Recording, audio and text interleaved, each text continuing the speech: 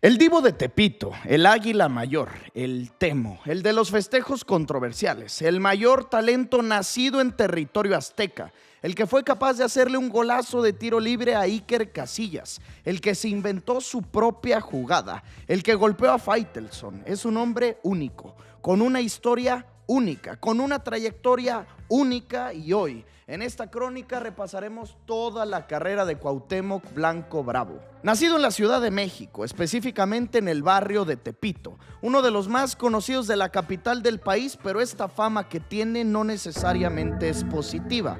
Ahí se dicen concentrar muchas de las cosas robadas: camionetas, relojes, teléfonos y demás. Una zona conflictiva e insegura que tristemente refleja la realidad de México, aunque también de ahí se puede salir para sobresalir y triunfar, como lo es el caso del Temo. Desde chico, su madre, doña Hortensia, lo llevaba al Azteca para ver al equipo de sus amores, el América. Se crió jugando en la calle, en los barrios, en torneos de delegaciones, y fue ahí donde llamó la atención de los azulcremas, del equipo de Cuapa. Se sumaba a las filas del América desde sus 15 años y lo debutaban en 1992, apenas a sus 19 primaveras en contra de León, pero fueron muy pocos minutos los que se le daban, ya que el Temo jugaba como 9, como delantero centro, y ni Hugo Sánchez ni Sague le cederían la titularidad. Tuvo que comer banca un par de años hasta que llegó Leo Beenhakker, el holandés que venía de ganar 3 ligas como entrenador del Real Madrid,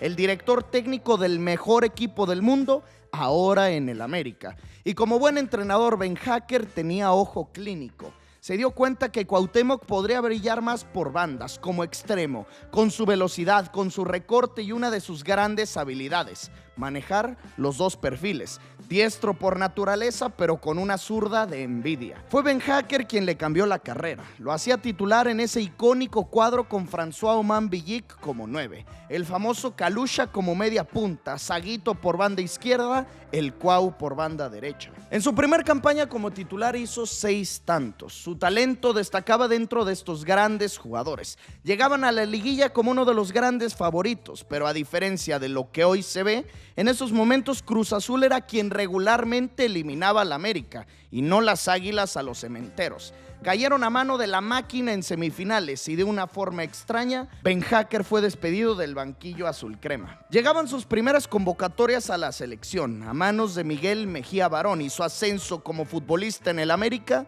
continuaba. Titular, talentoso, incluso goleador, pero nunca protagonista su equipo. A veces ni a liguilla llegaban. Es por esto que Emilio Azcárraga Milmo y los encargados del tema presidencial o directivo traían al entrenador de moda de nuestro fútbol, al que hizo campeón al Atlante, a un hombre con carácter y con mucho fútbol: Ricardo Antonio Lavolpe. Personalidad similar a la del Temo, conflictivos. Puede ser que para esos momentos Cuau se creía el mejor, el jefe, pero llegaba uno a dirigirlos que justamente se creía todo eso y más. El propio Divo de Tepito cuenta que Lavolpe los ponía a escribir en libretas: Lavolpe es Dios, Lavolpe es Dios, Lavolpe es Dios. Rápidamente se peleaba con el ídolo americanista, lo mandaba a la banca dándole prioridad al que el Cuau llamaba su consentido, a Luis García. Él veía los partidos desde la banca. Los resultados con el bigotón eran muy pobres y fue un 5-0 en contra de las Chivas,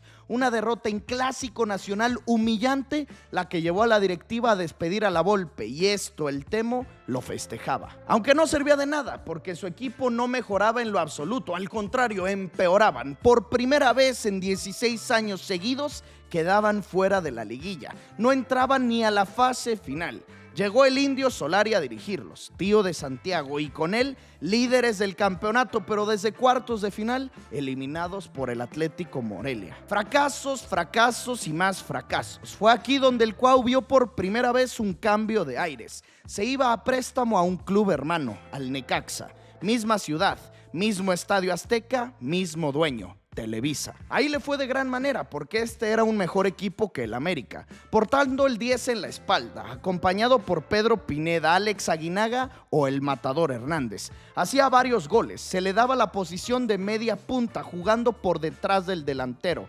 Finalmente conseguía grandes cosas, pasaba de los cuartos de final, también de las semifinales, se situaban en la gran final. Solo había un pero. Era 1998 y el Temo tenía un compromiso mayor que jugar la final con los Rayos, el Mundial de Francia 98. Manolo Lapuente, el seleccionador, decidió concentrar a todos los convocados en una larga gira europea de 3 meses. Así que el Divo de Tepito no pudo estar en esos partidos con Necaxa. Dejaba a los Rayos sin su 10, sin su gran figura, y ellos perdían la final ante el Toluca de Cardoso. Así que el Cuau se perdía su primera oportunidad de título, pero lo dejaba todo por ir a representar a su nación. 25 años tenía para este momento, ya había hecho varios goles con la tricolor. Había ganado la Copa Oro, jugado la Copa América, la Copa Confederaciones en Arabia. Digamos que ya era un seleccionado recurrente, pero aún no había tenido la oportunidad de representar a su selección en el torneo más importante de todos. Llegaba la Copa del Mundo de Francia 1998 y el Temo hacía su debut como titular. Cumplía el sueño de todo niño, entonaba el himno nacional mexicano y desde su primer juego, su magia. Le hacía la cuautemiña a los coreanos, maravillaba a todo el mundo con esta inusual jugada. El matador Hernández estaba en estado de gracia, su compañero del Necaxa hizo 2 goles, uno de ellos a pase de Blanco Bravo. En su segundo juego, el gol que lo catapultó como ídolo nacional, contra Bélgica. Estaban perdiendo 2-0, el Capi Beto García Aspe descontó de penal y con un vuelo acrobático el Cuau hizo el 2-2, el gol que empataba y rescataba un punto ante los belgas. Un golazo del Cuau que lo confirmaba como la estrella, la joya de México. Jugó todos los minutos de fase de grupos, en su posición favorita, como un media punta, por detrás del 9, del matador.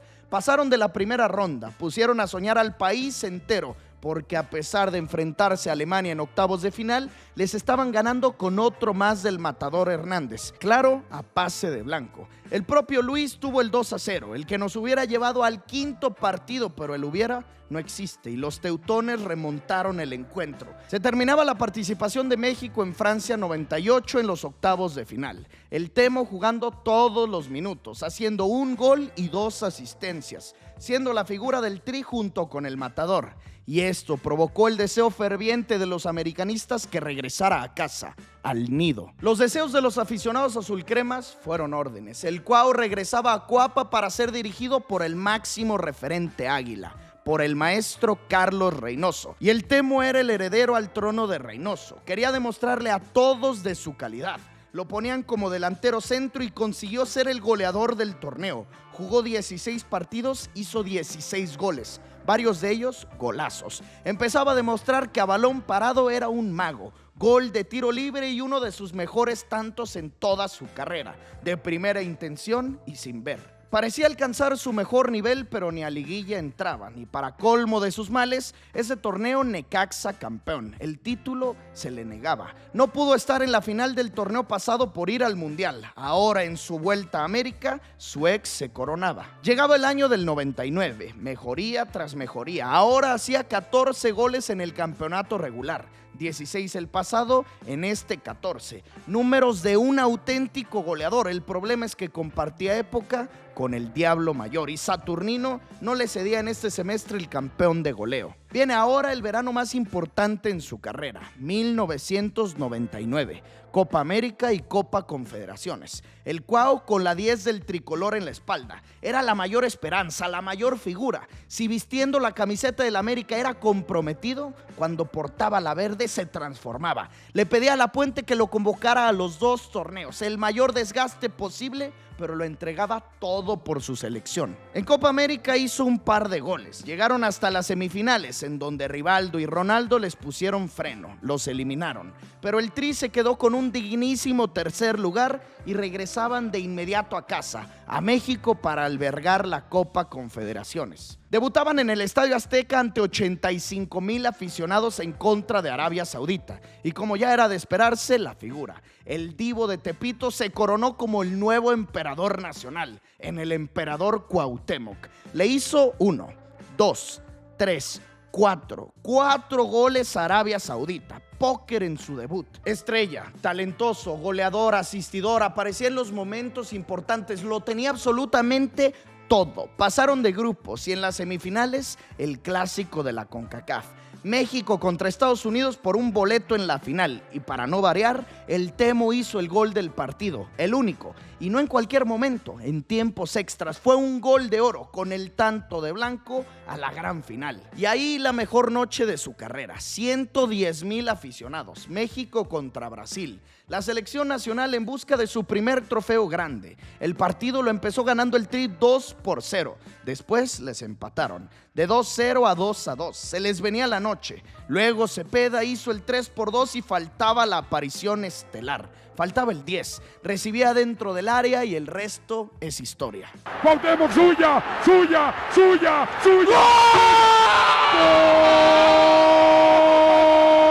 Cuauhtémoc. ¡Gol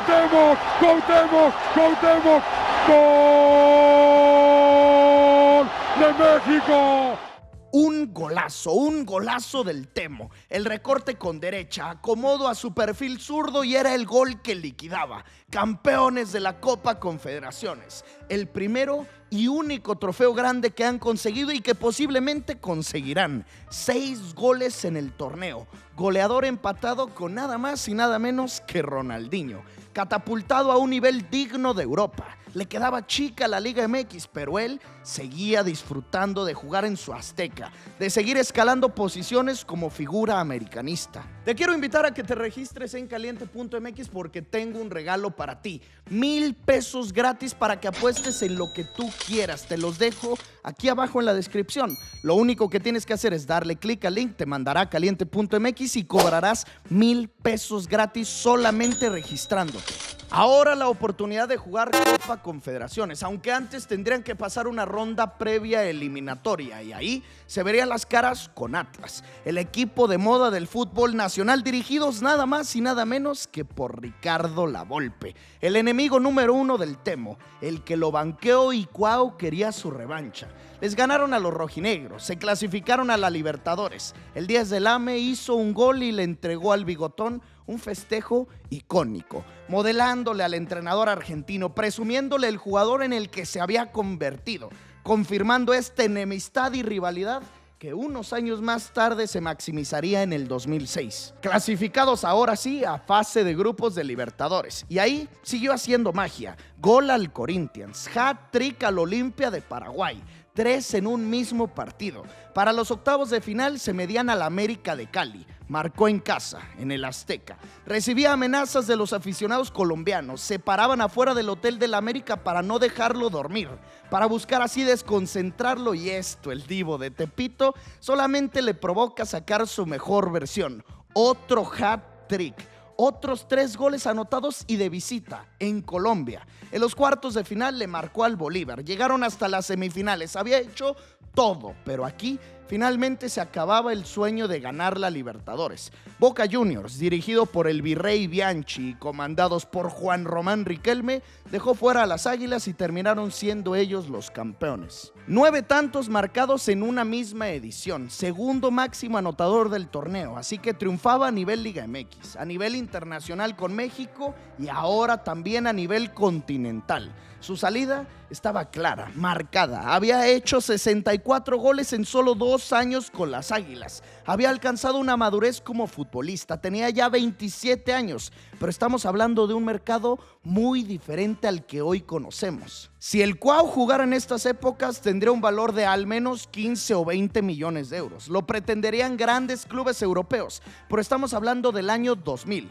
Sí, se fue a Europa, pero a préstamo y a un equipo que no figuraba en España, el Real Valladolid. Empezaba una nueva era, una nueva época en su carrera. Lo debutaban en el viejo continente y hasta aquí todo normal. Su futuro era incierto en Europa. El problema fue Trinidad y Tobago. Ese fútbol caribeño incompetente que solo sabe jugar a patear. México lo ganaba 6-0. El Temo había hecho un doblete y de pronto una patada criminal dentro del área. Le tronaban la pierna, una imagen escalofriante. Las alarmas se encendían. Aún así, el Temo, como siempre incesante, incansable, salía de pie, caminando, doliéndose, con ovación en el Estadio Azteca. Lo debutaron en septiembre en Valladolid y solo un mes más tarde esta terrible lesión que lo tuvo fuera de las canchas durante 8 largos meses. entonces. Hoy se recuerda su paso por España como un fracaso, se le critica muchísimo por eso, demeritan su carrera por lo que vivió en Valladolid, pero creo que si no hubiera llegado la lesión estaríamos hablando de otra cosa, y es que cuando regresó su juego cambió, dejó de ser ese velocista, ese extremo, se prefería meter ahora como un enganche, más dedicado al juego de balón parado, a los tiros libres, a los penales o incluso a centrar. Se olvidaba de tanto gol, su etapa goleadora se la arrebataba Trinidad y Tobago. Aún así pudo hacer 3 anotaciones. La primera, una joya, un golazo de tiro libre al Real Madrid, a Iker Casillas, sacando un empate del Santiago Bernabéu. El segundo también es de crack, desde lejísimos con la derecha al Athletic de Bilbao, al equipo dirigido por Jupp Heynckes, y fiel a su estilo, también hacía uno desde los 11 pasos. Se terminaba el préstamo en el Real Valladolid, tendría que volver a México. Fue poco el paso europeo del Temo, cortado por esa lesión, pero en sus 3 tantos nos reflejaba lo que él era: tiros libres, penales y golazos. Como ya todos lo sabemos, él era la figura, el ídolo americanista. Ese es el club de su vida, de sus amores, pero su prioridad siempre será la selección. El Vasco Aguirre lo convocaba para la Copa del Mundo de Corea-Japón, su segunda participación en mundiales. En Francia le había ido de maravilla. Ahora generaba dudas de su nivel después de ese paso por el Valladolid. Pero ya sabemos que si hay algo que le gusta hacer al Divo de Tepito es cerrar bocas, como lo hizo con la Volpe. En el primer enfrentamiento hizo el único gol del partido con el sello de la casa, con un penal. Y es que sus cobros desde los 11 pasos son imposibles de adivinar para los porteros. Hoy hablamos de la grandísima efectividad de Raúl Jiménez, y sí, es una bestia en los penales, pero Cuauhtémoc era otro nivel. Y es que ¿cómo se podía adivinar hacia dónde iba el cobro si no se perfilaba a ningún lado? Se paraba de frente y de repente sacaba la interna con la que acomodaba el disparo. Un maestro de los penales. Pues ante Croacia ese tanto les dio los primeros 3 puntos. En el segundo juego asistió para el Borrego Torrado con el gol del Gane, 6 de 6 puntos, y para el último, el más difícil, Italia. También ante la defensa de Maldini, Cannavaro, Onesta desplegó magia. Él mandó el centro para el icónico cabezazo de Jared Borghetti, uno de los goles más lindos en el fútbol mexicano. Todo el mérito se lo lleva Borghetti, pero se tiene que hablar del centro preciso que le puso el Temo. Así México, comandado por su número 10, que participó en todos los partidos, firmaba su mejor actuación en fase de grupos, invictos, 7 de 9 puntos, clasificados como líderes, y llegaban los octavos de final. El problema fue que ese día Donovan y los Estados Unidos nos pegaron un 2-0, un resultado inolvidable, un fracaso muy recordado, monumental. México caía nuevamente en los octavos de final y ahora el Temo volvería a su país para jugar con el América en su tercera etapa águila. Llegaba al cuadro campeón del fútbol mexicano. El Cuau intentó durante varios años levantar el trofeo con el AVE, pero nunca pudo. Y fue justamente mientras él militaba en el Valladolid que Manolo Lapuente los hizo campeones. Rompieron una larguísima sequía de 13 años sin título, así que llegaba al mejor equipo del país, a los favoritos para ser bicampeones. Mejoraba la plantilla y lo hacía junto a Lapuente, a ese entrenador que exprimió su mejor versión en la Confederaciones del 99 o el Mundial del 98, su entrenador favorito. Volvió por la grande, pero nuevamente las liguillas no le favorecían. Seguía sin poder levantar título en México. Regresó a dirigir lo otro de sus grandes maestros, Leo Benhacker. Ahí el Temo siguió con sus goles de tiro libre, con sus festejos icónicos, sus bailes, sus penales. Volvían a la Libertadores, en donde él no dejaba de marcar. 2 al Peñarol, 2 al Sao Caetano, 1 al The Strongest. A todos les hacía goles, pasaban de fase de grupos, les tocaba en los octavos de final el mismo equipo, el Sao Caetano de Brasil. Perdieron en la ida y en la vuelta habían marcado el del empate, pero en casa, en el Azteca, les hicieron el que clasificaba a los brasileiros. Desesperado, el América buscaba uno más, pero los jugadores del Sao Caetano perdían tiempo y esto llevó al Temo a perder la cabeza. Soltó un codazo en la cara de un jugador brasileiro. Se armaron los golpes, lo expulsaron, terminaron eliminados y no le bastó con la roja. Recibía una sanción gigante. La Conmebol lo suspendía durante 1 año de competencias internacionales. Se sabía que sus actitudes, sus formas de ser siempre le habían traído problemas. Dentro de la cancha era un genio, un mago, una figura, pero fuera de ella un ejemplo a no seguir.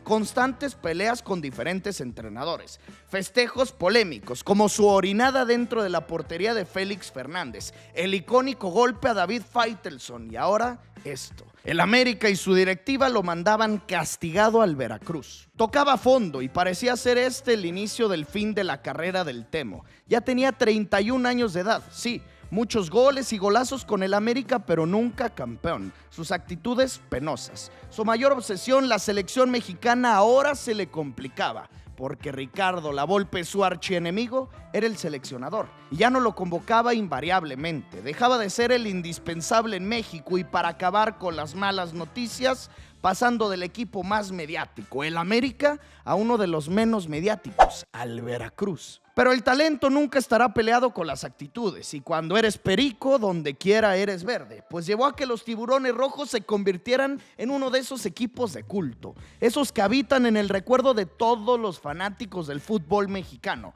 Clever Boas, el Chaco Jiménez, Isaac Terrazas, el Lorito Jiménez y el Cuau llevaron a este equipo jarocho a ser el líder del torneo, el primer lugar de todo el país, obviamente con el Temo como figura. Eso sí, las liguillas nuevamente se le negaban, caían desde cuartos de final. Y ahora el AME lo pedía de vuelta, como siempre. Regresaba por cuarta ocasión al nido, se traía junto con él a Clever Boas. Y ahora sí, por fin, el fútbol le trajo justicia. Armaron un cuadrazo alrededor de él.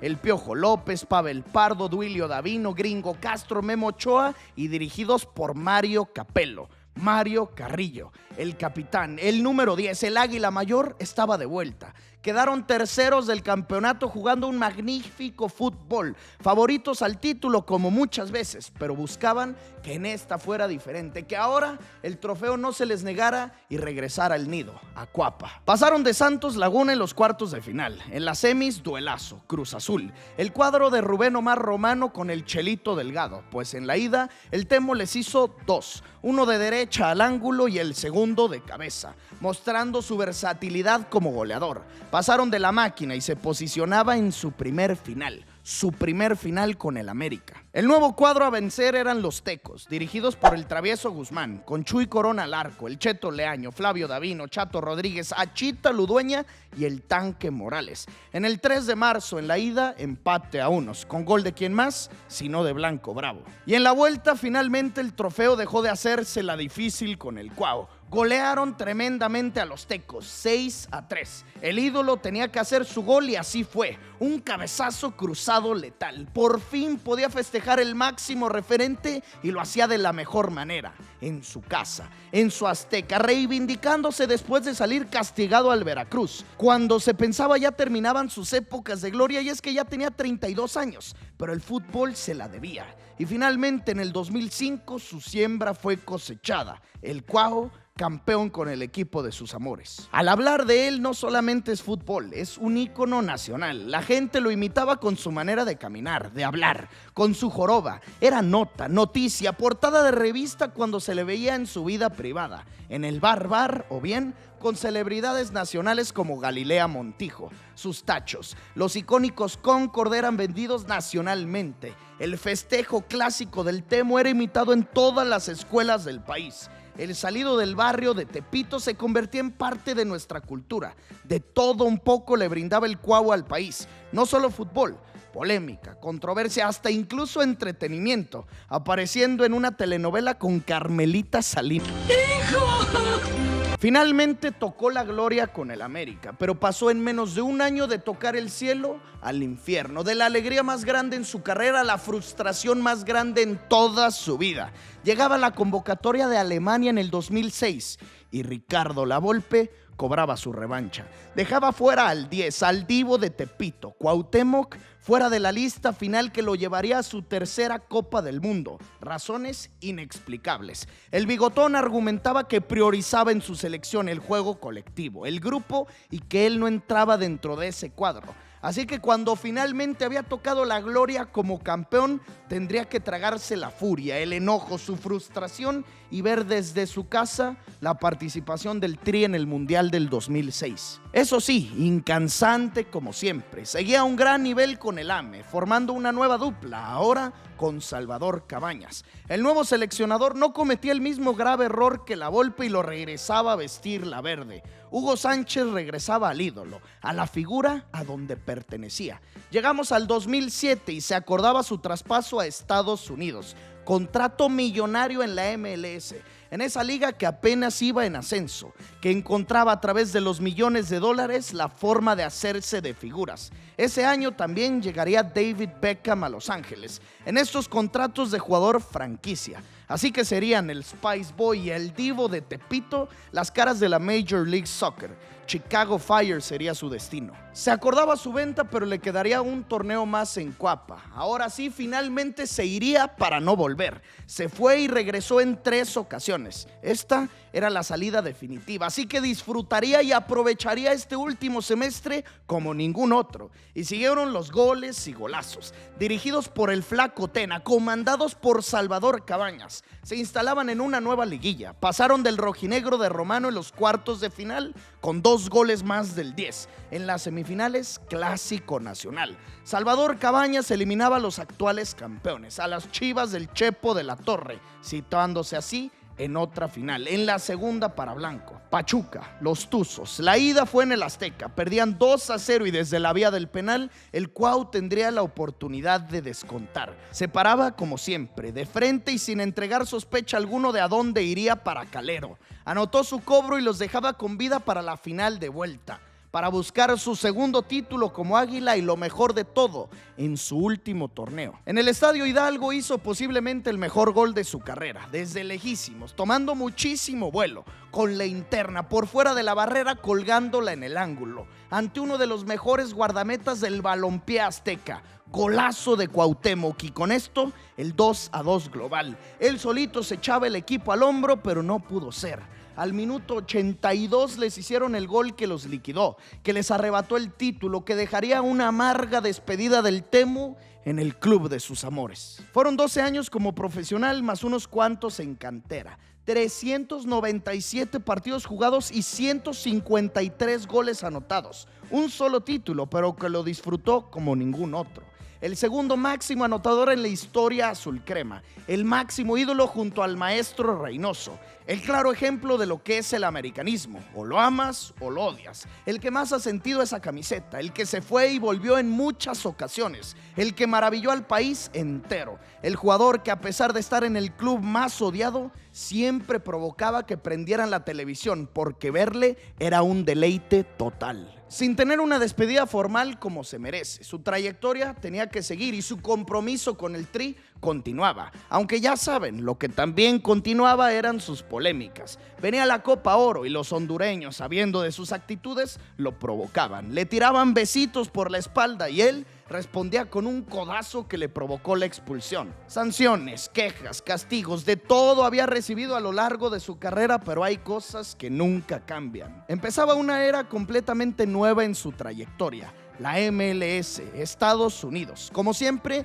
deleitaba con grandes goles. Fue nombrado el MVP, el mejor jugador de toda la liga, y como él nunca descansa. Como siempre está viendo que sigue, a pesar de sus ya 35 años de vida. En la temporada de vacaciones de la MLS fue contratado por un mes en Santos Laguna, solamente para jugar la liguilla. Y es que en ese cuadro del Travieso Guzmán querían bicampeonato, pero se les había lesionado su delantero, el Chucho Benítez. Portaba el 9 en la espalda y armaba una dupla con el Achita Ludueña. Equipazo con Osvaldo Sánchez atrás, Tan Ortiz, Fernando Arce, Buoso, el Chato Rodríguez. El Temo hizo un gol como lagunero. Pasaron de los cuartos de final, aunque fue el diablo. Cristante, Ciña, Mancilla y Paulo da Silva, quienes le dijeron que no. Y ese paso del Cuau por Santos queda en anécdota y nada más. Solamente 4 partidos jugados en liguilla y volvía a Estados Unidos. Se había retirado de la selección, pero de una forma rara, que a nadie dejaba conforme. Un partido en Chiapas. El único homenaje que le hicieron fue una pancarta que decía "Adiós Cuauhtémoc" y ya. Así se acababa su paso por el Tri, de una forma triste, sin sabor, pero él no se cansa, y a pesar de su edad y de haber ya estado en Chicago, o bien de incluso ya haber anunciado su retiro de la selección, volvía. El Vasco Aguirre se lo solicitaba, el Temo nunca se niega. Nunca dice que no, jugaba en todos los partidos preparativos y eliminatorios y le prometían el regreso a una Copa del Mundo. Lo que la Volpe no le pudo dar en el 2006, en el pico de su carrera, se lo regresaban en el 2010. Sí, en el fin de la misma, pero él se merecía una participación más y lo poco que jugó lo aprovechó al máximo. 20 minutos en el debut con Sudáfrica. En el segundo duelo entró de cambio ante Francia e hizo el 2-0, con su sello único, con la marca registrada, con un penal cobrado a la perfección para firmar los 3 puntos en contra de la grandísima potencia francesa. Y ante Uruguay partiendo como titular, portando el gafete de capitán en una Copa del Mundo. Cayeron eliminados en octavos ante Argentina, en donde ahí no disputó ni un solo minuto. Pero a sus 37 años se le dio una última oportunidad y con una sonrisa en el rostro dejaba a todos los aficionados mexicanos, porque el ídolo había regresado aunque fuera un poquito más. Él no quería colgar los botines y volvió a su país. Antes del Mundial de Sudáfrica abandonó la MLS para llegar a algo nuevo, desconocido en su carrera, la Liga de Ascenso. Primero en el Veracruz, después en Irapuato, donde estuvo muy cerca de hacer algo histórico, ascender con la Trinca. Llegó hasta la final por el ascenso, en donde Xolos le ganó la batalla, pero dejó un gran recuerdo con los freseros. Se fue a Dorados de Sinaloa para regalarnos más de sus festejos y hasta una de sus mejores imitaciones, parado frente al árbitro, haciendo la misma forma de la boca que el colegiado tenía, y él no se tomaba en vano su paso por la categoría de plata. Él, siempre profesional, seguía dando lo mejor de sí. Con Irapuato ya les hablaba de la final, pues con Dorados, campeón de Copa MX, haciendo gol en la tanda de penales para celebrar un trofeo más. 40 años y la historia continúa. Ahora Lobos Buap, 2 torneos ahí y ahora sí, su homenaje con el Tri. Le hicieron una despedida digna de la figura, del ídolo que fue y es. Un Azteca lleno, aplausos incesantes, abrazos de sus compañeros. Se iba como debía de ser, una de las grandes leyendas del balompié nacional y sin duda uno de los 3 mejores jugadores en la historia de esta selección. Poco a poco iba culminando su etapa como jugador. Se tardaba mucho y es que ya cruzaba el 4º piso. Se había despedido ahora sí de forma digna de la selección. Faltaba el club de sus amores y hasta no conseguirlo, él no colgaría los botines. Rubén Omar Romano lo llamó de vuelta a la máxima categoría y como él siempre dice que sí, accedió. Volvía para jugar con la Franja, con el Puebla. E insisto,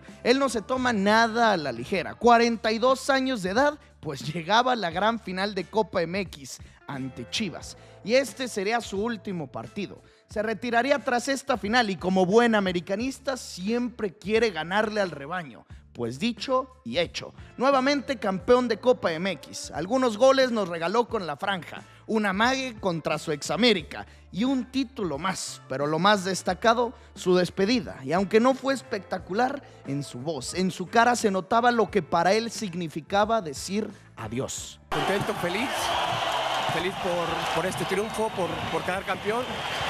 Agradecerle a toda la afición que siempre me apoyó. No me duele, simplemente nostalgia, ¿no? Porque al final de cuentas pues ya no voy a ver a la afición que me alenteaba con sus cantos. Empezaba su incursión en la política, pero todo fue muy rápido.